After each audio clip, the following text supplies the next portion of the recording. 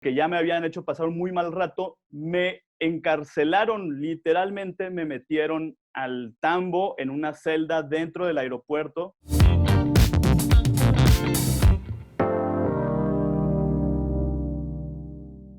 Mil gracias, salud a todos los que están conectados, que sí se están echando alguna bebida, sea cual sea, de preferencia etílica, salud. Y vamos a comenzar con esta, pues, historia donde les decía que, pues, no siempre, pues, fui el tío cultura. De hecho, pues, es una transición muy cañona y vamos a comenzar.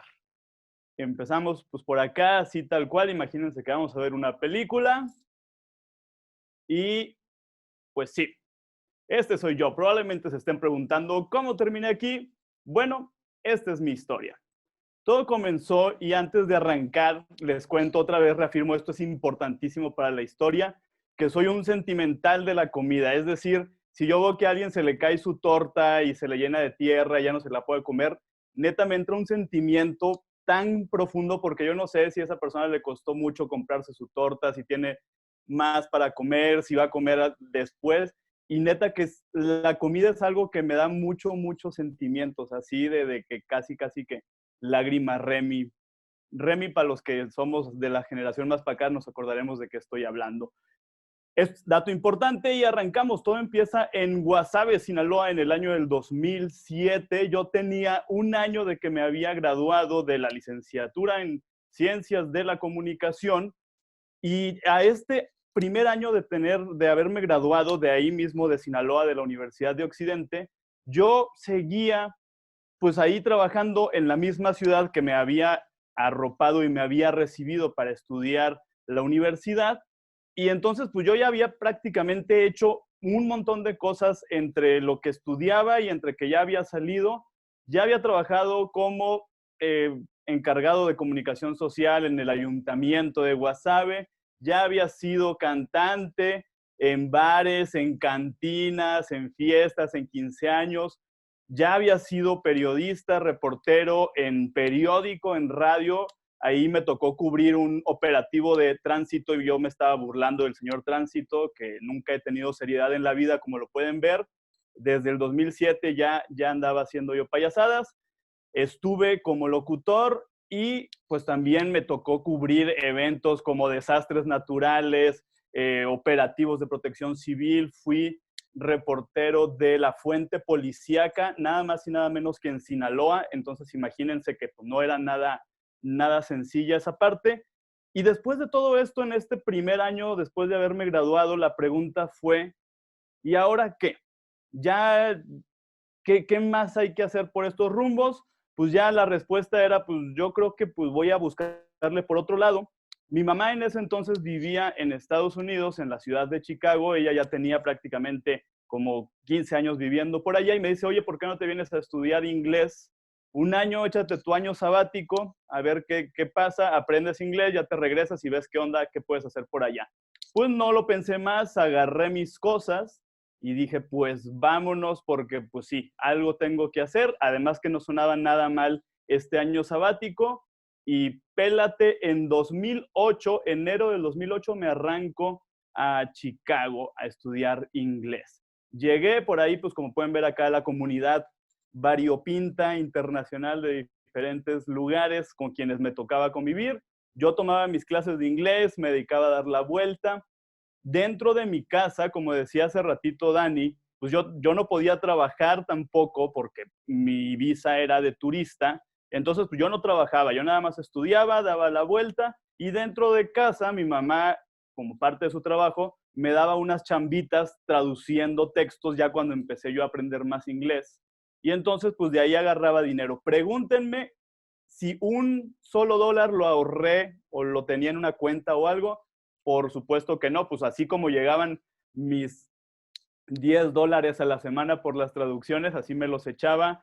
¿En qué? Pues la verdad es que ya ni me acuerdo, que eso siempre les digo que es uno de los errores, no saber cómo y en qué gastamos el dinero, y mucho más, no ahorrar para eventualidades. Yo estaba bien morro, digo, cabe mencionar que el ser morro no implica que uno no pueda ser precavido. Tenía como unos 24 años, 23, 24 años, acaba de salir de la universidad prácticamente, Y entonces pues me valía gorro y mis dolaritos, que era la única fuente de ingreso que yo tenía, pues me los echaba pues, ahí en cosas, dando la vuelta por Chicago felizmente.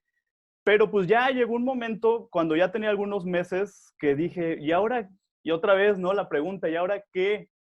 Y yo realmente tenía una enorme vena periodística, yo amaba el trabajo de periodista, me encantaba andar cubriendo eventos, yendo y viniendo.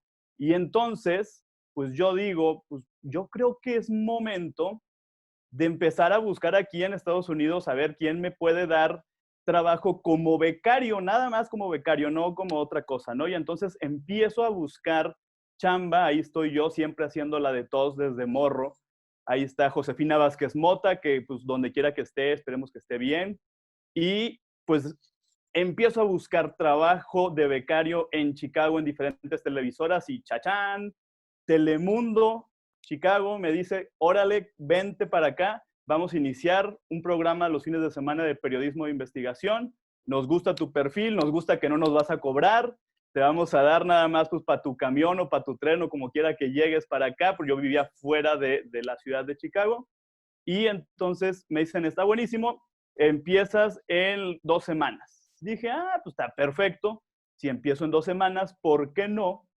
Me regreso a la Ciudad de México, me estoy una semana, mini vacación, renuevo mi permiso de turista. Esto fue en 2009, ya había transcurrido un ratito, ya había estado yo bastante tiempo ahí viviendo en los United y me regreso a la Ciudad de México una semanita nada más para renovar mi permiso, que todo estuviera bien y poderme quedar tranquilo para empezar mi nueva chamba como becario en algo que ya era mi sueño. Yo ya me veía como Jorge Ramos, no así recibiendo mi Pulitzer y la gente aplaudiéndome y yo llorando. Y era verdaderamente muy motivante esto, pues resulta que pues una semana después de mi viaje a la Ciudad de México para regresarme a iniciar con mi chamba, tras alerta aeropuerto, llego al aeropuerto de Chicago.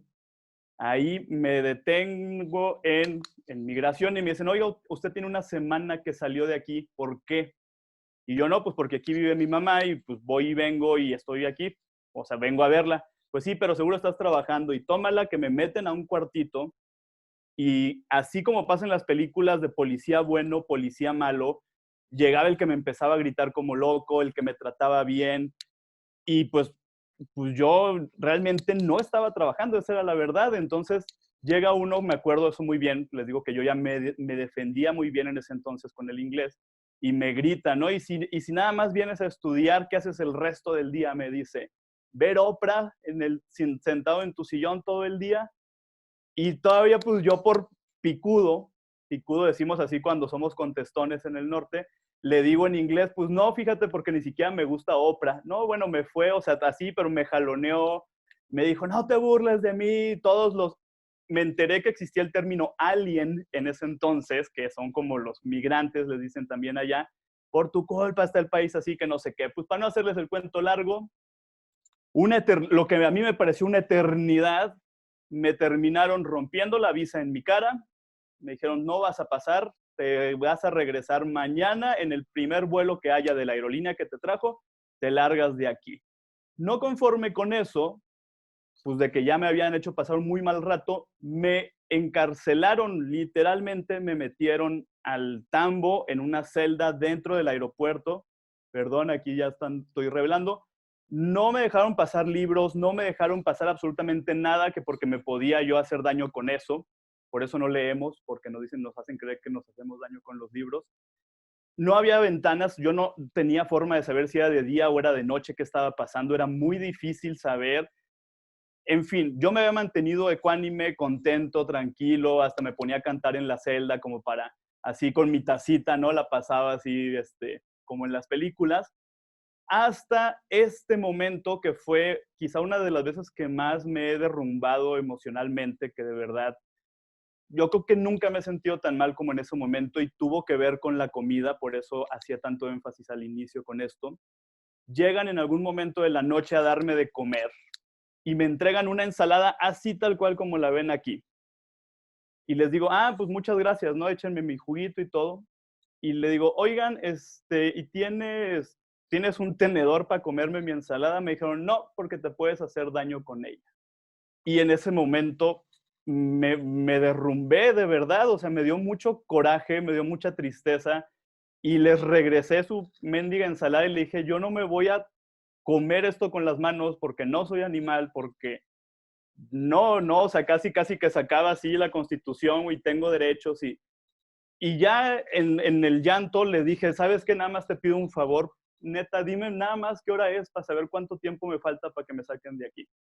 El vuelo salía a las 11 de la mañana del día siguiente, yo había llegado el sábado a las 7 de la noche y tenía que estar hasta el domingo a las 11 de la mañana para que me subieran al avión. Me dijeron la hora, se fueron, ya me quedé chillando y pues finalmente me llevan al día siguiente al avión esposado con mi pasaporte nada más y un papel que decía, pues este vato está rechazado para entrar a Estados Unidos. Se lo dan a la sobrecargo, me suben al avión esposado y la gente sí se me queda viendo así, las mamás tapándole los ojos a sus hijos, de no lo voltees a ver, y yo así de, perro. Pero no, o sea, yo creo que la gente me veía así, pero en el fondo yo estaba así, me sentía súper mal de lo que estaba pasando. Voy para atrás a la Ciudad de México, llego a la Ciudad de México sin cosas, con una maleta para una semana, sin un peso de ahorros por animal, porque no se puede decir otra cosa, y a comenzar de cero, completamente de cero en la vida, cuando pues ya había hecho tantas cosas. Chicago, Telemundo les hablo, le digo, oigan, me regresaron, pues qué mal, éxito, échale ganas, pues adiós a este sueño. Y finalmente, pues digo yo, me ofrecen trabajo como productor en un programa de finanzas personales. En radio yo digo, bueno, pues ya que puede mal ir sal, ¿no? Pues ya total, órale, pues ni sé qué es eso, no le entiendo, no me gusta, pero vamos a darle. Y 8 años después, 2 intentos por regresar al mundo del periodismo fallidos y prácticamente hasta este momento 11 años de experiencia en el mundo de las finanzas personales, nació Cultura Financiera. Así fue como llegué al mundo de las finanzas personales en 2009, un programa de radio de finanzas personales. Luego me fui a llevar la comunicación dentro de una empresa aseguradora y ahí fue justamente donde nace la idea de crear Cultura Financiera. Luego, pues de este sueño que ya lo estaba acariciando, me quedé a unas horas de llegar ese día lunes a Telemundo a que me recibieran para darme mi credencial y empezar a trabajar como becario. Sin embargo, hoy lo entiendo, hoy estoy muy contento de que las cosas hayan sido como han sido, porque esto es algo que amo y soy feliz de poder compartir todo lo que he logrado aprender, igual que todos ustedes, sobre el tema del manejo del dinero. Hoy me dedico exclusivamente a eso y a hablar de eso, entonces por eso es que soy especialista. Have you ever failed in a project, career, or business? Whether you have or not, you can become a Fuck Up Nights organizer in your city, company, or university. Learn how at fuckupnights.com. Join the movement. Fuck up the system.